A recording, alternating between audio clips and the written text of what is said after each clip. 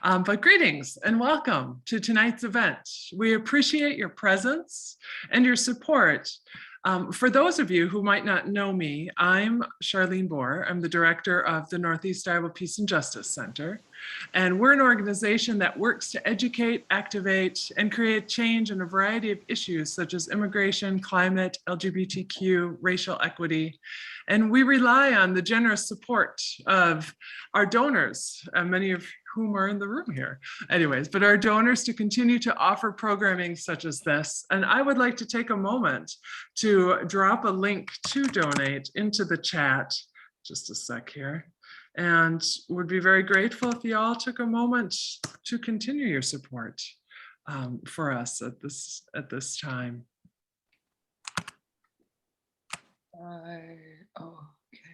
And thank you for that. And now I'll introduce the two presenters for the evening. We have Jackie Armstrong, who is a volunteer climate activist with Climate Interactive. She studied at the Institute of Political Studies in Aix-en-Provence, France, graduating with her BA and Juris Doctorate from the University of Michigan. Following her practice of corporate and employment law, she went on to obtain a biology degree with an emphasis in ecology from UNI. And in 2020, she was elected the Soil and Water Commissioner in Mitchell County, Iowa. And we also have Leslie Sand, who has been a leader in the local chapter of Citizens Climate Lobby since it began here in Northeast Iowa. She graduated from Luther College with a biology degree, studied physical therapy at the University of Iowa, and later went on to obtain her master's in physical therapy from the University of Indianapolis. And most of her professional career was spent as a physical therapist for Keystone AEA, which is serves the local Northeast Iowa school districts. And she served in 11 of them. So thank you, Leslie and Jackie, for being with us this evening. A few notes for logistics. This event, as you may have noticed right at the beginning, is being recorded and will be available on Peace and Justice's YouTube channel for anyone who wants to watch it back again, or folks that you know that were maybe unable to make it here tonight. And there'll also be time for question and answers. You're welcome at that time to drop your questions into the chat. And you also could raise your hand and unmute yourself to take the opportunity to pose your questions as well. And I know Jackie's presentation is quite interactive and lively, so I encourage all of us to participate. And with that, as I'm admitting more people into the room, I'll thank you again for your presence here this evening. And Jackie, I'll make you a host. And are you ready to start talking about En-ROADS? I am so ready. I can't wait to get started. Awesome. Hold on just a second as I find you back to make you a host. Watch it here. There you are. All right. Yeah, I'll have to turn around. My camera must be off because it's not showing our picture, but I don't care. Okay. Okay, everybody. Yeah. Thank you for coming tonight. And thank you, Charlene, for that lovely introduction. I have the great pleasure of introducing you guys to a tool called a climate simulator. What is that? It doesn't predict the future. A climate simulator models the future based upon assumptions and policies that we have in place. So what we're looking at now, can you all see my screen? There it is. So what we're looking at now is online, and you all can get to this same place. It's free, simply by typing into Google search En-ROADS Climate Simulator, and this will you'll find this page. So I'm going to spend just a few minutes talking about the simulator and how it works. And then I'd like to talk to you about your solutions to climate change, because this En-ROADS program is not a gloom and doom depressing program. This is an exciting way to think about solutions to climate change. It's very constructive and solution oriented. So what we're looking at right now is a screen with two charts at the top. The one on the left says global sources of primary energy, and it shows currently that we are using coal in brown, oil in red, and blue as natural gas as our primary sources of energy in the world. and they're all projected to increase. The green is actually increasing quite a bit too. That's renewable energy. The pink is bioenergy, and there's a thin blue line that's nuclear. So this is the status quo from 2000 to the year 2100. On the right-hand side at the top, you'll see a projected increase in greenhouse gas net emissions. Sadly, they're projected to increase significantly and go up and up and up. And then on the far right, you see that it's if this status quo is what is going to happen, if we don't change our policies, then the planet is expected to increase its temperature to 3.6 degrees centigrade above pre-industrial levels. And all of you, I understand you've read books about this and you're quite clear that this is a disaster. So we're here to get solutions. Now, the way this works is that there are 18 different policies or levers at the bottom that could help mitigate climate change. Magnifier so you can see that better. So I'll just move one to show you. Watch the graph on the left change as I decide I'm a policymaker, I'm going to subsidize renewable energy. As I move that over, you can see changes in both the projected increase in temperature, it dropped by 0.2 degrees centigrade, and also you can see changes in the proportion of fossil fuels that we're using. So this button right here at the very top will replay that last change. See that graph change? Okay, so now we've got the tools. There are a lot of other tools I'm going to show you, but for right now we can get started. And let's see, if you'll just unmute yourself and answer or respond, we can get moving. Who has an idea? If you were the czar of the universe, how would you affect global policies to change the modeling for the future for our planet? What's a good idea out there that you've heard of? Solar power. Solar power. I love that idea. I've got solar panels and I love driving my electric car on sunshine. But so that solution is right here in renewables. When we want to know more about one of these levers, we can hit these three buttons. Let me show you how that works. And then it pops up an explanation. So that renewables, by subsidizing them, we are encouraging solar panels, geothermal energy, and wind turbines, and hydropower is also in this lever. So we've done that. We've moved that lever. What's another solution? What's another good idea? We need to cut our use of energy in every way that we can. We can't continue to use more and more. No way is going to help us unless we cut our use. That is a really smart observation. Maximum efficiency. Efficiency. So let's turn to efficiency. I think that's really a smart suggestion. And those are very high leverage moves. Under transportation and in buildings, we can all tighten up.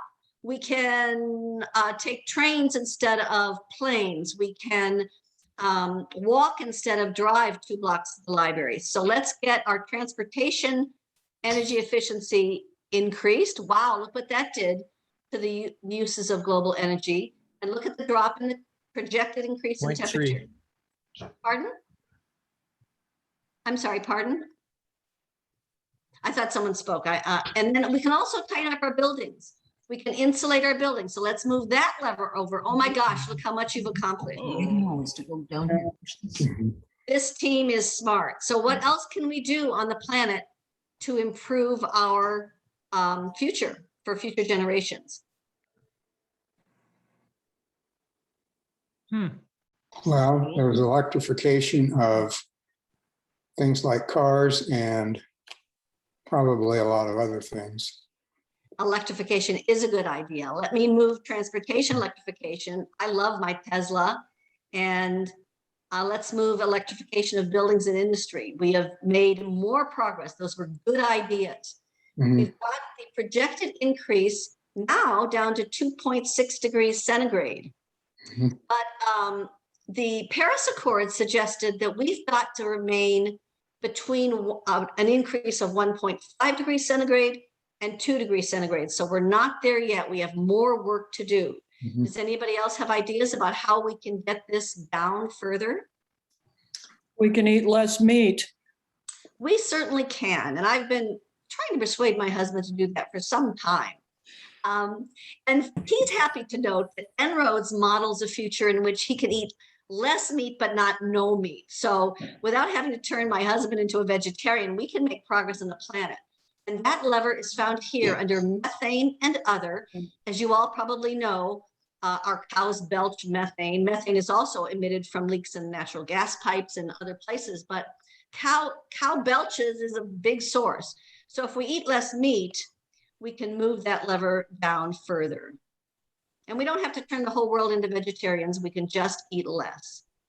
So we've got it down to 2.4. What are your other ideas? Do you see any other levers down here that look familiar or unfamiliar? Well, I'm looking over at energy supply, Jackie, and I'm looking at this for, sort of the first time here, but I'm seeing coal, oil, and noticing that it says status quo. So could one switch that lever to, no longer be at the status quo and to decrease? Yes. That should do something. Yes, it does. And so your choices are to subsidize them or to heavily tax them. Oh, if you heavily tax them, the prices would go up and their use would be discouraged. So let's try that. Let's move coal over. Did you see what happened to coal? I'll replay that. Watch that brown shrink as we heavily tax it. And we can do the same with oil. And we can do the same with natural gas and get our temperature projected increase to close to the Paris Accords. So that's kind of an interesting solution, but I'd like to show you something kind of intriguing. I'm going to familiarize you with this tool a bit because I encourage you all to go to this tool and play with it. It is so much fun and there's so much more in this than I have time to tell you about tonight.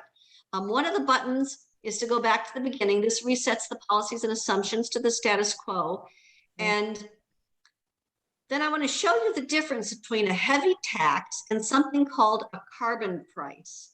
I know Leslie and John are very familiar with carbon pricing, and I think Lyle is too. Does everybody know what a carbon price is?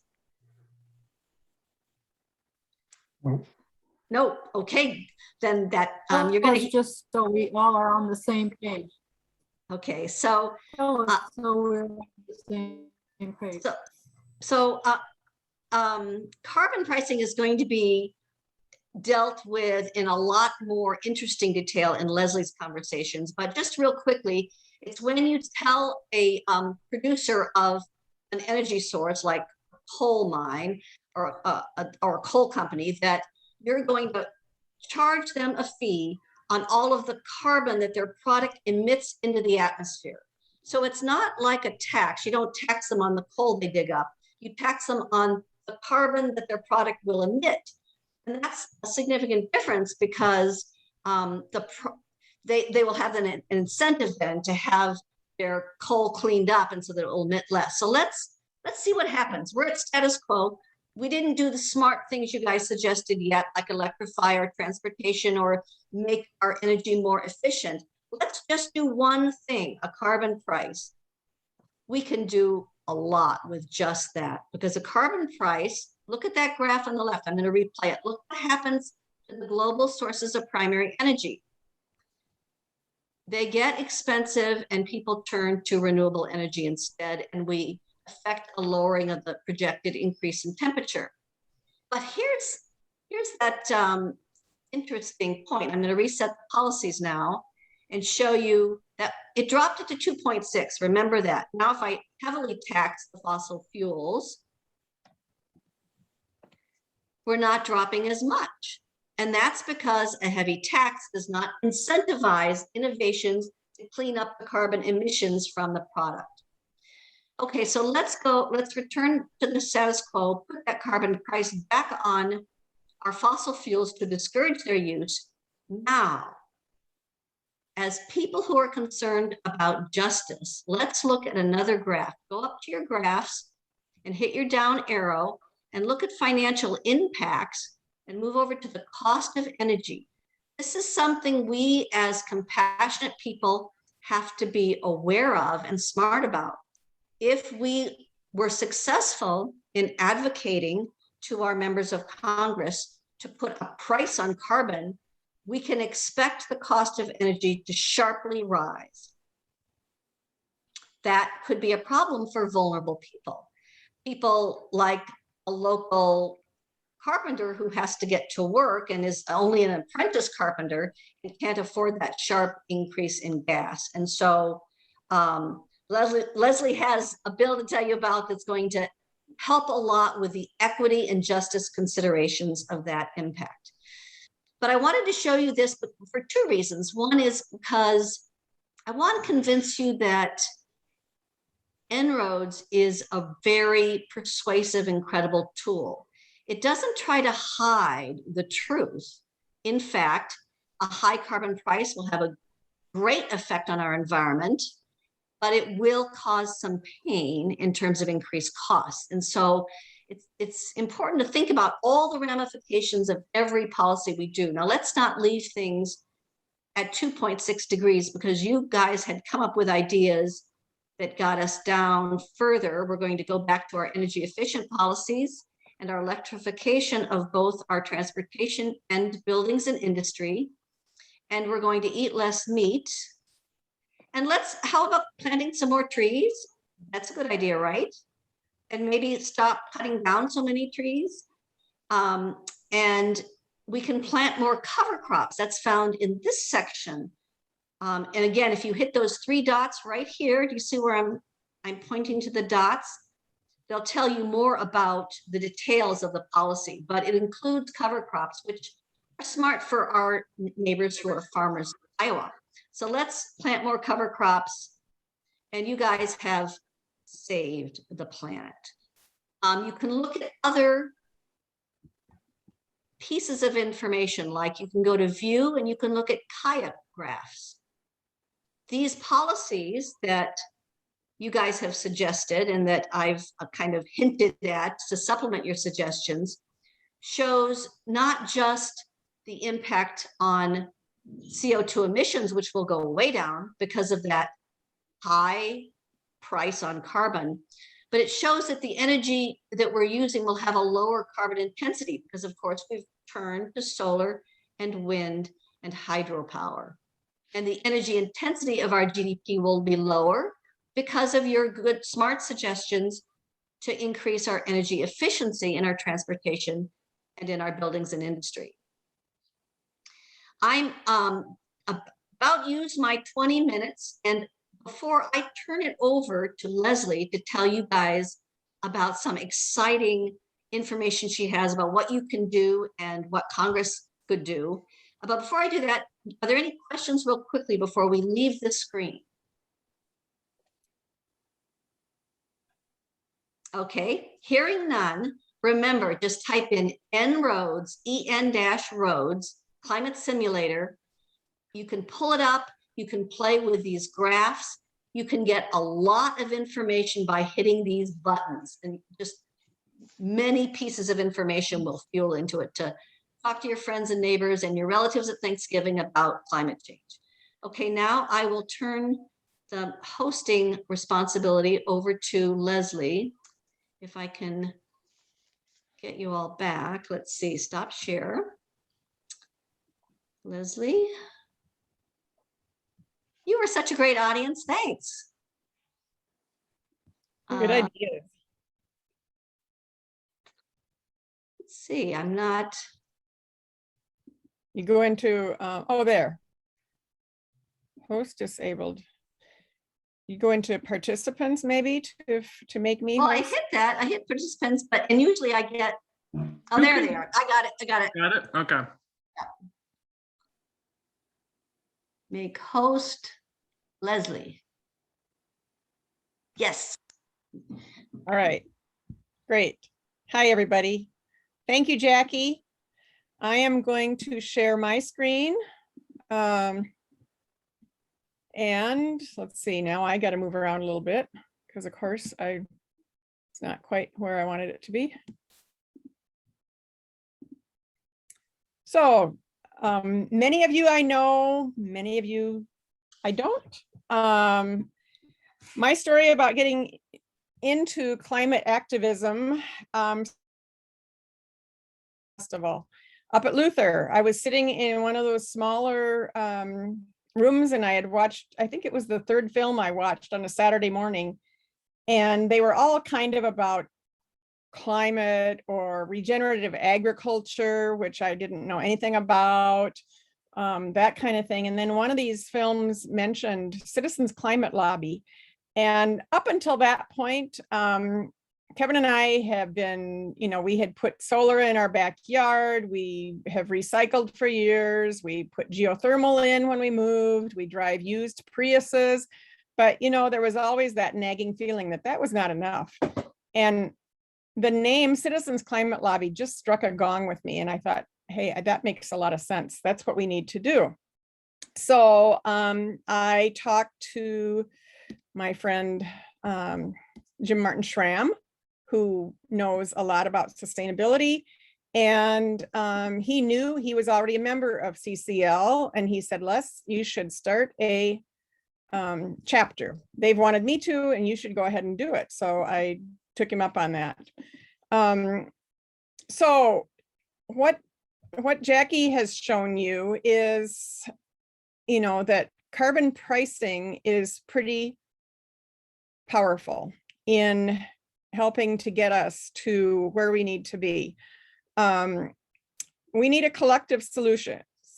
We need, it needs to be global in scope. It needs to include innovation, and it needs to be fair, she mentioned. Pricing fossil fuel pollution is job one. And there are 27, I believe, 27 Nobel scientists that agree, along with 3,600 economists. There are now as many economists as there are climate scientists that agree that we need to put a price on carbon. Well, I should say scientists that say that that climate change is human caused. So the consensus is quite strong amongst economists that this is what we need to do. Why does it work? Because it will be across the board. It will affect everyone, and we will all work to be more efficient. We will innovate, and we will substitute clean energies for dirty ones. And this is an indication of how it can look. Basically, this is kind of a very quick summary of what Jackie showed us. The Energy Innovation and Carbon Dividend Act, you'll see there in this green line that's going down. That is a specific piece of legislation that CCL has championed, although CCL is not married to it either, but we will talk about that a little more.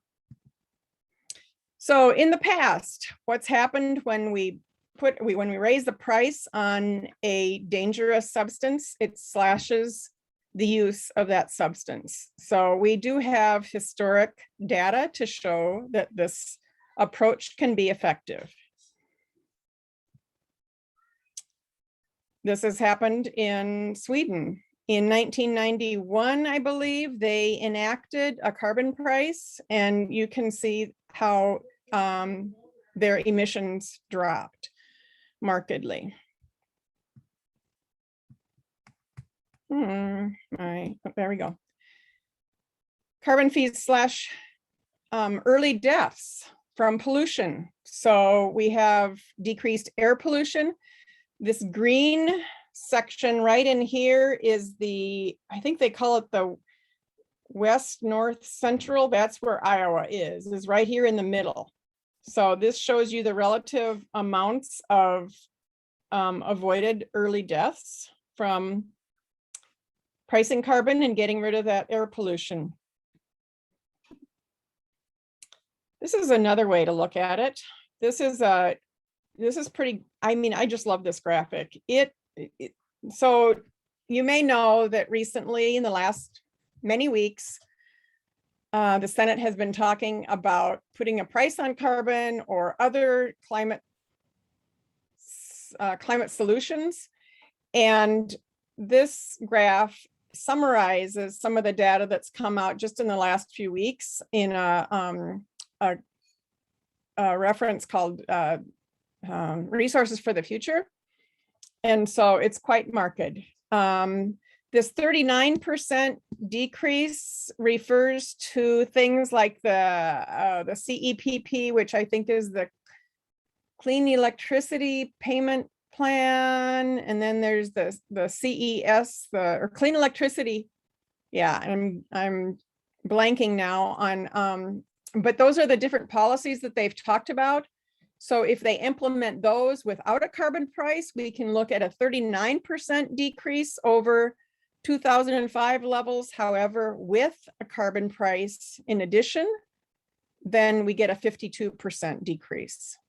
So we do need a price on carbon. It's being shown in so many different ways. So how does it work? Jackie alluded to this a little bit. So at the source of, and what I'm going to talk about now is a policy called carbon fee and dividend. The carbon fee, though, in general, would be placed on the coal, oil, and natural gas at the point where they enter into the country, either at the mine or the well or the port of entry. So this is for if the US would put a price on carbon. And the fee is based on the amount of carbon dioxide that is emitted, as Jackie said, when the fuel is burned. And so this bottom row here kind of shows how they get to that. The chemists figure that out. Then that money that is collected from all those producers, there are about 3,500 producers of fossil fuels, evidently, in the US. That money all goes into the Treasury, US Treasury. It's placed in a trust fund, and very minimal administrative expenses are taken out off the top. And then all of that money, well, not all of that. It depends on which bill you're looking at. But the dividend part is what will come back in varying amounts, depending which bill we're talking about. It will come back to American households, as in the bill that we talk about, the Energy Innovation and Carbon Dividend Act. It would come back into our bank accounts as a monthly cash dividend. Each adult would get a full share and each child a half share. Now, in some of the other bills that are out there, such as Senate or White Houses, the dividends would come every 6 months. And so I've got a slide later that will show a little bit about the differences. So that the money comes from the producers, it goes into the trust fund, it goes back out, and the net proceeds go back out and into households. Then the third pillar of this bill is a border carbon adjustment, which is placed on goods that are imported or exported between countries that don't have an equivalent price on carbon. So one of our arguments lately, when we've been calling our conservative legislative representatives in DC, our senators and our representative, has been, for example, that the EU and Canada are going to be putting a price on carbon.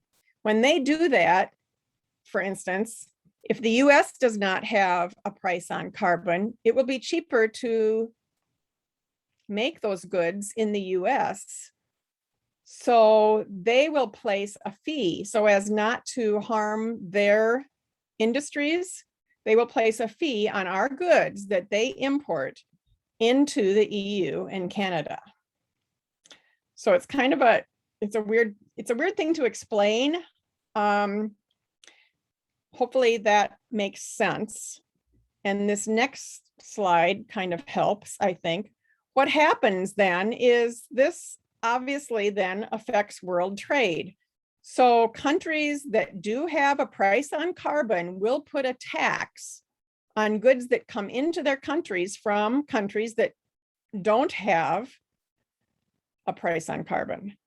So that it also encourages or discourages leakage, which is what they call when, say, their industries or their companies would want to come to the US because, oh, it's cheaper. They don't have a price on carbon, so we can go make our stuff in the US. Well, that won't happen because there's this border carbon adjustment. So it affects world trade. And then what happens is you get it to be a global policy because everybody's saying, hey, we're missing out here. This doesn't make sense. Our industries are suffering. And that's what we talked to Senators Ernst and Grassley and Representative Hinson about, because we're saying we don't want our industries, our American businesses to be harmed when the EU and Canada put a price on carbon in the next year or two. CCL does a great job of telling us, they say, for your Democratic representatives or your Democratic senators, this is what your argument can be, or what your request can be. And then for those of you that have conservative legislatures, this is a good way to approach them. They give us all these hints and they're on DC working on it, so they know what they're talking about. This slide shows us how the dividends will impact family incomes. And you can see over on the left, we have the lowest, I want to say quintile. Am I right in using that term? The lowest decile, yes. So the lower income families have a much higher percent gain of income because they don't have as big of a carbon footprint. They are not driving big new SUVs. They are not flying on vacations. They don't have as big of homes. So they have a much bigger impact or much bigger percent gain of income with their dividend. And then over here on the right, the people up on the higher incomes stand to lose some money because they still have a higher carbon footprint. However, we all have choices. So this is a really nice market-based approach. The other thing that I like to point out is that the people in these higher income levels have stock holdings. Then they can say, they have the opportunity to say, oh, look at this, my fossil fuel income, my fossil fuel production, my utilities, they're not investing in renewables like I'd like them to. So I'm going to move my stock holdings into more green options. So they have other options that aren't available to some of the lower income families. So here we have HR 2307 is the bill that CCL members, I guess it's fair to say, are probably most familiar with, the Energy Innovation and Carbon Dividend Act. As I said, we're not married to it. Right now, CCL wants a carbon price, period.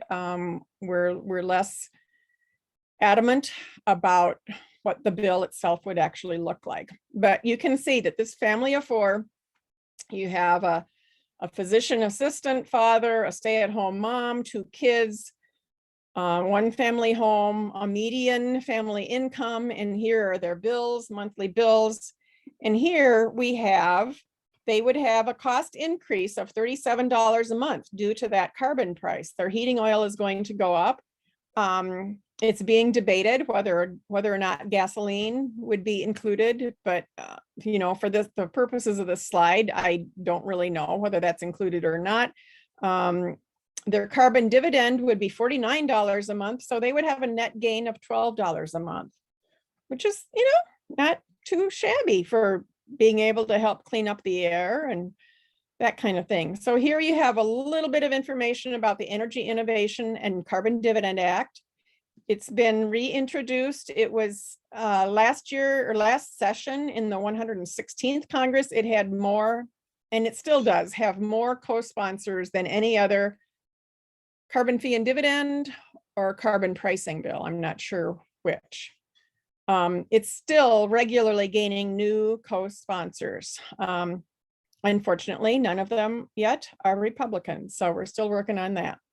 And these are the three pillars that I mentioned. The carbon fee in the Energy Innovation Act starts at $15 a ton and rises $10 a ton annually after that. And all of these different carbon fee and dividend bills vary somewhat in how they assess this carbon fee. They might start higher, they might rise more slowly, but this is how HR 2307 works. Then there is the carbon dividend or carbon cashback, as it's also known, and the carbon border or border carbon adjustment, the three pillars. Other carbon fee and dividend bills that are out there now, I believe there are 5 of them, but these are the ones that I'm particularly the Save Our Future Act is the one that I'm most familiar with beyond the Energy Innovation and Carbon Dividend Act. And so what this looks like, I mentioned that they, I'm trying to move my controls out of the way here. I mentioned that they set their price differently. And so you can see that they start at different prices and they rise at different rates. And this RFF that is sourced is that resources for the future. If you could Google that resource, they have a ton of information. Carbon fee bills / greenhouse gas emissions. Billion metric tons and through the years it works.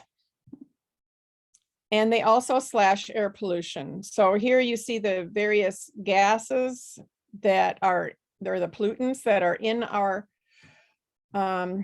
air and how they are all affected by a carbon fee being assessed. This, so this slide is a little bit confusing and it's not really up to date, but I wanted to leave it in here because it shows you the variety of how these various bills play out, how they're written.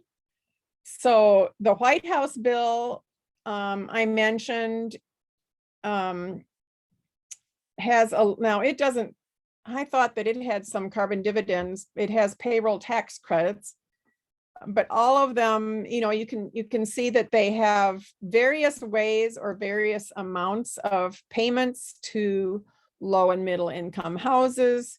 Some of them put some money into infrastructure. This is all of how the various bills would use those revenues that come from the carbon tax that goes into that trust fund. Carbon fee revenues over time. This, I believe, is yes, this is according to the Energy Innovation and Carbon Dividend Act, because this little orange part right up here at the top of each of these years is the, as I said, minimal program administration cost. It's a little bit higher. I think it's like something like, maybe it might be as high as 6% the first couple years, and then it shrinks. They basically do it through the tax or the IRS system. So the money goes in and it comes back out into our bank accounts. And that, you know, is pretty much already set up. So that's with the revenues. And then this is with the dividends. So what happens with both of these bell-shaped curves is as we go through the years, let me go, I can't go back. Can I go back? Yeah. So the revenues go up and up and up and up because remember that price is going to rise every year. So every year we keep on, you know, we're still using a lot of carbon. So we have higher and higher revenues until around 2035. It peaks and then it starts to die back. And so then, of course, the same thing happens with our carbon dividends. But by that time, we're out here to 2050, which is when we want to be to net zero. And we're basically carbon free. So this is this information. You can go to the Yale Program for Climate Change Communication or George Mason University Center for Climate Change Communication. They both have amazing resources. You can go in there and look and see what Iowa registered voters think about all of this, and a variety of different, they will put out there a variety of different solutions. And what do Iowa voters, for instance, think about a carbon fee or requiring all electric vehicles, that kind of thing. So you can see what has happened in the last several years. And I think this is from, March 2018. 71% of all registered voters are in favor of requiring a fossil fuel companies to pay a carbon tax.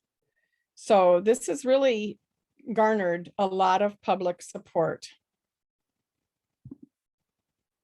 So I'm going to tell you a little bit now about CCL. We are a climate change advocacy organization. It's nonprofit, nonpartisan, volunteer. It's amazing. There are roughly 200,000 citizen lobbyists. Jackie and I don't know, John is on here too. I don't know if John has lobbied or not, but Jackie and I have both had the opportunity to go to DC to lobby. CCL lobbies with our legislators twice a year. We're going to do it again in November. We usually do it in June and in November. Since the pandemic started, we do it virtually. There are now over 500 chapters in the US covering, we try to cover all of the congressional districts. So within our first congressional district in Iowa, we have 2 chapters, 3, 4.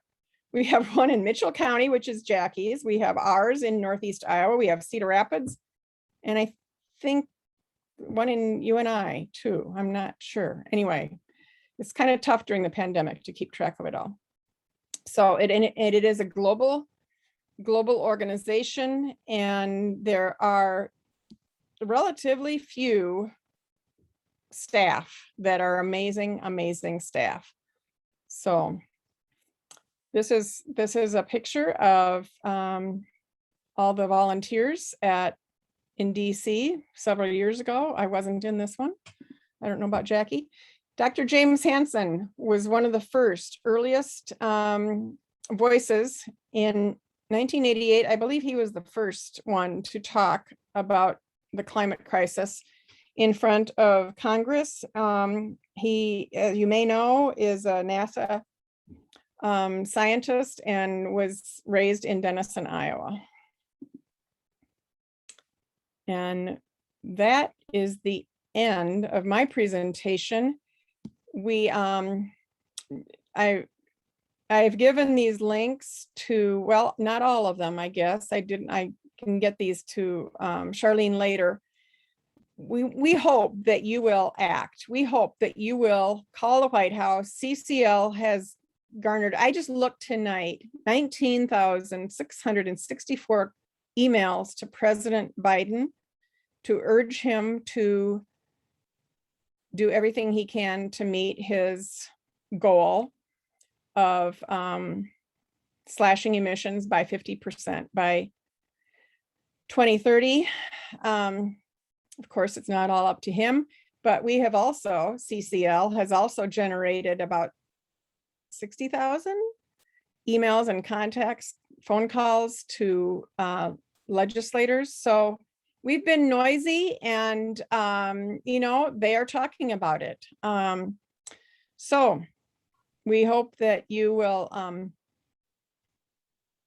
act. We hope that this has given you something to say to people, and I will quit sharing Leslie, if I could add to what you said, you know, your suggestion to call the White House and to join the monthly call campaign through that link that you've got up here they're just great ideas. But the Yale climate opinion studies that you mentioned earlier have a fascinating bunch of facts. And if you guys go to that Yale climate opinion study online, you can see that throughout Iowa, and actually throughout the whole country, there's this large majority of people that are concerned about climate, that really worry about it. And here's what just stuns me. A very tiny percentage of people talk about it occasionally or even rarely. So one huge thing we can all do is talk about climate at the dinner table, over coffee with a neighbor, at Thanksgiving dinner. Talk about climate and talk about carbon pricing, as Leslie has explained it, because lots of times when I am standing in front of a Rotary group and I ask about carbon pricing, people do not even know what that is. And it's so important that we talk about it because change is coming for all of us. And if we understand the reasons for change, if we understand how effective these new policies are going to be at helping the future generations, hopefully the public will be more accepting of the pain that it's going to see when it sees those increased costs. So that's the whole idea about talking about it. And the email that I had up there, 99 counties for climate @gmail.com, is if any of you would like to have a similar presentation. We tailor presentations. We've given them to Rotaries. We've given them to churches. We've given standalone presentations. Jackie does one that, you know, without me and vice versa. So if you're interested in bringing a presentation to any group that you know of, please let us know. And the monthly calling campaign, I put that link up there, but I didn't talk about it. What that is you can go to that link. And as I said, I'll get that to Charlene so she can send it out to everyone that's on the list. You can go to that link and sign up for a monthly reminder to call whichever one of your legislators or all three of them that you would like to call. And you can ask to receive that reminder via email or text. And once you do, you go to that link and it takes you right to a sample script, and it takes your zip code. It makes it so simple, and you can call them once a month, and it takes 2 minutes. And so we really like that program. And that's what Citizens Climate Lobby is all about. And that's what action, they need to hear from us. They need to hear from us. Your voice needs to be heard. Can I echo one more thing, Leslie? You mentioned early on when you were talking about Citizens Climate Lobby that the nature of that organization is respectful and bipartisan, and that really wins my heart. I just abhor the angry tone of so many conversations about policy and ideas. I think we can be problem solvers and we can be respectful to people who disagree with us. And so Citizens Climate Lobby is all about that. We walk into offices of individuals with very different views than our own, and we have nice conversations and we talk about facts, and it's a very refreshing intellectual exercise. It's not an emotional one. It's really, really a great organization. Does anybody have questions?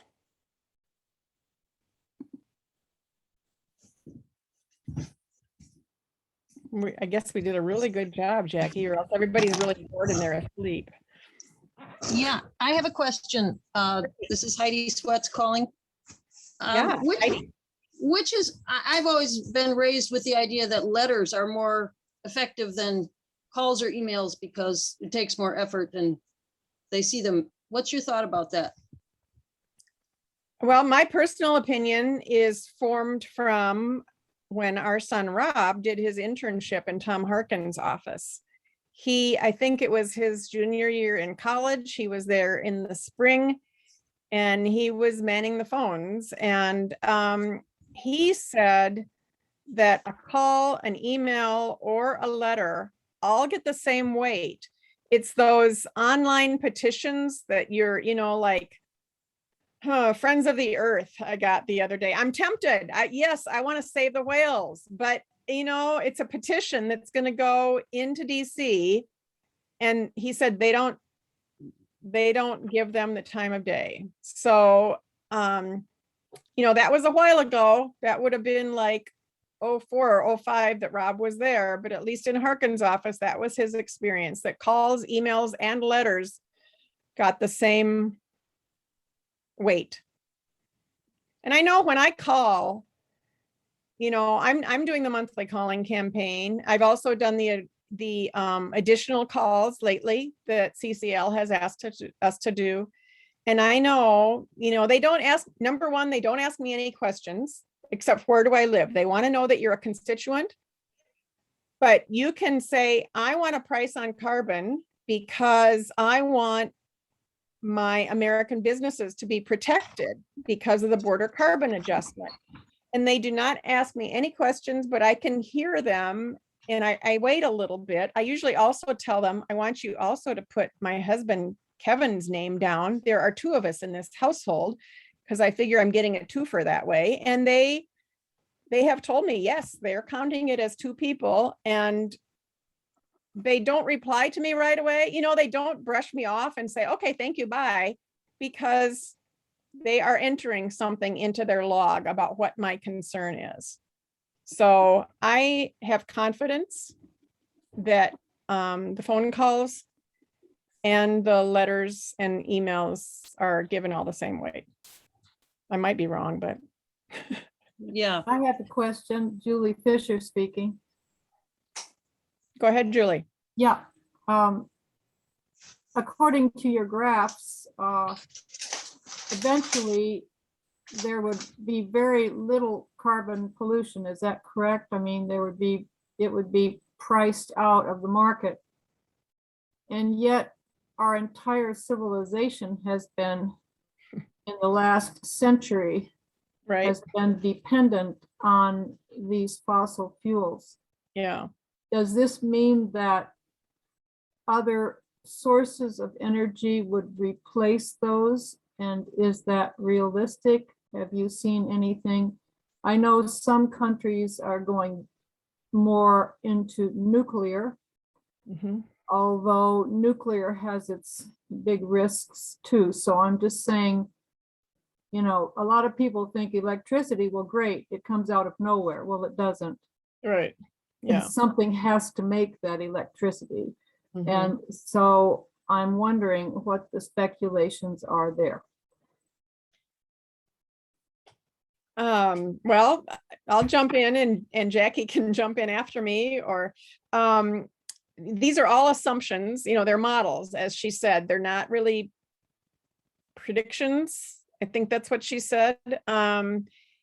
And they are assuming, like, when I showed that graph that, the bell curve, and it got down to 0 before 2050, that was in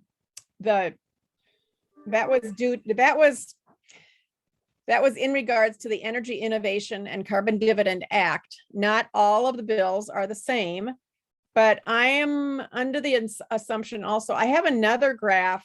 Well, do you remember the graph that showed 39% reduction if we had the CEPP? Yes. The CES, and then the other graph with the carbon price got us to below 50%. So this is one tool in the toolbox, and I cannot answer your question about what else would we have to have. I would presume in the first place, there would be a lot of innovating. So there's going to be innovating regarding airplane fuels. There's going to be innovating regarding retrofitting of buildings for efficiency. There's going to be innovating for new buildings with new efficiencies. Geothermal is going to get better. Go ahead, Jackie. And the point that you made, Julie, is absolutely correct. Because of the slow capital stock turnover effect in economics, we won't flip a switch and see changes overnight. there are gas guzzling automobiles on the road, and they will stay on the road for many years and until they retire out. The replacement of our energy systems, for example, a coal plant, 3% will retire each year. And it will take a while for things to shift to carbon-free energy. So there's that slow capital stock turnover effect. We're going to be emitting carbon for some time, but at some point, as we innovate and make our machinery work on non-carbon fuels, we'll be able to get rid of carbon sources of energy, but it'll take a long time. You know, another thing that I think needs to be considered is there are going to be many people that are displaced from their jobs if this happens. In some countries, when they predict that this will happen, they offer those people 90% of their income for the year that they are retrained in doing another job, and then they are promised another job in some other industry that's necessary. I think that without some provision of that kind, we are going to have some pretty stiff resistance. I'm just mentioning that because it's a really big thing. Yeah. We've got to care for people who are displaced. Yep. And some of those people are probably the poorest paid in our whole country. So just thinking about that. The other thing is that our military uses an inordinate amount of fossil fuel, and we are pumping money into the military and into producing products that have no use for humanity. So how will this affect the military industry, if at all? We're fortunate, you know, in that the military is concerned about, I mean, they get it. They get it. They are concerned about greenhouse gas emissions and climate change. I can't speak to exactly what they're doing. You mentioned the transition, the worker transition. I know that the White House bill is one of those that puts, it does not put 100% of the net revenue back into taxpayer pockets. It puts more like, I can't remember the percentage, but whatever percentage it does not put back into taxpayer pockets, it instead puts into worker transition as among other things. And it may also be that not all of us in the higher income brackets would get any dividend. All of those bills they all do it differently. And that's why when we talk about carbon fee and dividend policy, it's a very broad umbrella. It basically means that there's a fee on the carbon that's produced, and then there is some sort of dividend, but not all of those bills even had a dividend either. So there's a lot of different ways that they would use the revenue. CCL right now, CCL is just saying we want a carbon price, period. And as we face change, it's coming, and I think we need to be compassionate about that. And so, for example, a wind turbine technician makes $70,000 popping out of a community college. That's a great wage. So there's a real future in terms of renewable energy and employment. Nobody today is lamenting the loss of the people that built buggies for horses. The change comes and it's painful and it hurts, but we should be both compassionate but also fearless in embracing that change that's necessary to save the planet. Yeah. Heidi, do you still have a question? You got your hand up, Heidi. She's had her hand up a long time. I don't know if she just forgot to take it down though. I was going to say too, and I'll just jump in here quick before I call on John, but one of the things that I've learned about, the way that the HR 2307, the Energy Innovation Act was partly written that way so that it would appeal to conservatives. You have this market-based solution that there's no regulations. you all get to choose what kind of, how much carbon, how big your carbon footprint is going to remain. You can, you can choose to buy a used hybrid car. So it's all market-based, it's revenue neutral. No money goes into the government to create any new programs or anything. So it's a very simple bill also. As I've looked at some of those other bills, you start to read about them and how they're gonna divvy things up, and you're like, there's no way that I could keep track of it. So there's a lot of different ways that they can make this happen. And that's why I really appreciate that CCL is just saying, hey, let's just put a price on carbon. We don't, that's the main thing. The main thing is to put the price on carbon so that we get the emissions down, because lowering the emissions is going to help all those marginalized communities, also the ones that live under the smokestacks. So John, you had a question. Oh, yeah. I also like the idea of carbon pricing. You put a rising price on carbon fossil fuels, and people don't use it as much because it's just more expensive than the competing price of renewable energy. But I was thinking about farmers. They are going to be affected because the cost of carbon-based nitrate fertilizer is going to go up. And I know that there'll be, I think, some compensation for them because there'll be an exemption for red diesel fuel. Farmers won't have to pay carbon fee or carbon tax on red diesel fuel, but it may be, well, and actually that rising cost of fertilizer is going to move farmers towards sustainable farming, using less nitrates, using cover crops, and that's all around us. That movement is growing. But I'm thinking that it might be necessary to have a complementary incentive, a compensation. Farmers might need to be incentivized or compensated to make that shift to sustainable agriculture, just so they won't lose money while they're transitioning. Does that, my question, make sense? Yeah, and John, that is a great segue into the fact that when we lobby for CCL, we are always given some secondary asks. Our primary ask is, it's given to us, or suggested to us, I should say, by the people on the Hill. So all of our lobby teams, which are made up of, 4 or 5 people, have kind of found out what the primary ask is, depending on, we have a Republican representative or a senator or a Democrat.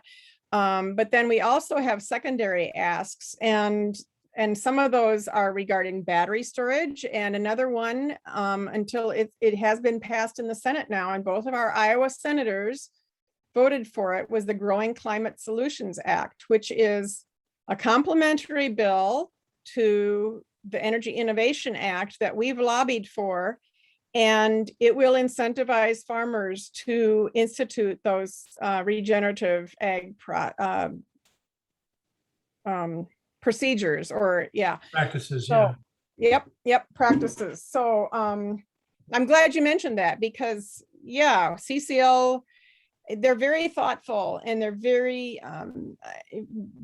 there is so much information out there for us, and that they kind of spoon feed us, and it's a great experience. Yeah. We want as much buy-in as possible. We want people to accept and support this idea of carbon pricing and not put up too much resistance. It's got to be fair and equitable for everybody, especially poor people. Right. Yep. Thanks. Absolutely. Any other questions? This is me, Heidi, again. Sorry about my hand up. I don't really know how to do this technology very well. But let's see, one question I had is to either or both of you. I wonder if have you heard of any of the CCL people respond to the idea that some people I've been listening to say that it doesn't matter what we do in terms of legislation and all these other things,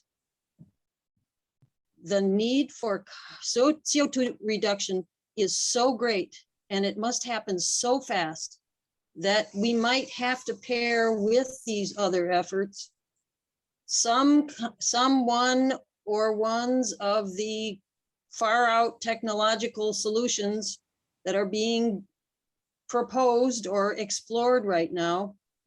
And I just wonder if you've heard the CCL people respond to that. It may not be, you know, I respect very much this idea, okay, pick your idea that really charges you up and just work on that and forget about the rest. But I'm just curious to know what you might have heard about that comment. And lastly, I'd like to just tell people that this is very exciting. And of course, I wholly support this work and plan to do some of it myself.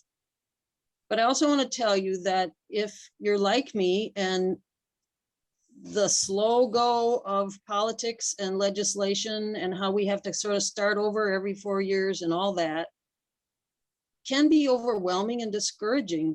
I would highly recommend, because of that, that you take a look at Paul Hawkins' work. He has a lovely website called Regeneration, and his book by the same title just came out. And what he's trying to do is help us out psychologically by introducing the language of regeneration into this discussion, because it's a very positive thing. And he lays out in huge detail in the chapters of his book and in this interactive website, the idea that our approach and our attack, or I don't want to use that word, our activity can be so multifaceted. And that while we're waiting for the big things to happen, there are innumerable small things that add up. And it's really it really helped me psychologically to look at this book. And I haven't studied it in great detail yet, but I love what he's trying to do here, because I think we need a little bit of help with this inured reaction that I see in a lot of people, that they've heard this word climate change so much that it fails to stimulate any neurons in a lot of people, because it's just like kind of overwhelming and they feel helpless. So this book is antidote to that. So I just wanted to share that. Thank you. Sounds good. Thank you, Heidi. So the questions about big tech solutions. Oh, yeah. role in this. Yeah. Well, what comes to my mind when you say that, I don't know if there are specifics that you're thinking of, but what comes to my mind is the carbon capture stuff that we've heard about. And the little bit that I've read about that and heard about it is that it's way far, it's not technologically feasible yet. It will be expensive, and it's out there. You know, when I say out there, I mean years away. So that's one of those technologies that I'm not putting much stock in. And I don't know if that's what you were referring to or not. The En-ROADS simulator has a lever called New Carbon. It's not exactly what you're talking about, but it's the idea when some folks say, I'm not worried about climate change because people are intelligent and really bright and they'll think of something. They always do. I don't know if you guys have heard that, but I hear that all the time. And so En-ROADS, the MIT Sloan and Climate Interactive put 45,000 equations and algorithms into their simulator to figure out all these different subtleties about planning in the future. And they put in this idea that maybe someone will think of something. There'll be a new carbon source of energy. And so you can model that, but just exactly as Leslie said, there may or may not be a new idea out there, a new technological solution, but if there is, it will be down the road. And in the meantime, our concentrations of CO2 and other greenhouse gases are already so damaging that we just have to take other measures. And one of the things that En-ROADS showed is that there's not one fix.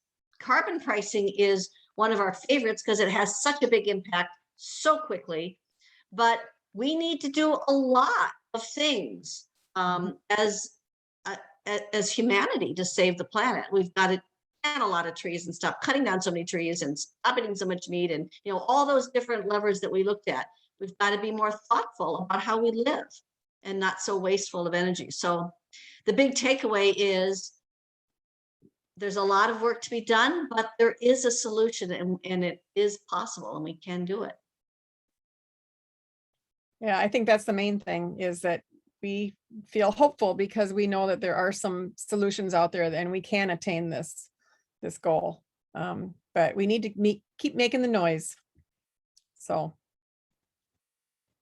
hope you'll join us in making noise once a month, or at least call once, call Thank by, you very much. yep, or email them. Use that link to cclusa.org/white-house. And it's an email link. It's not a call, but.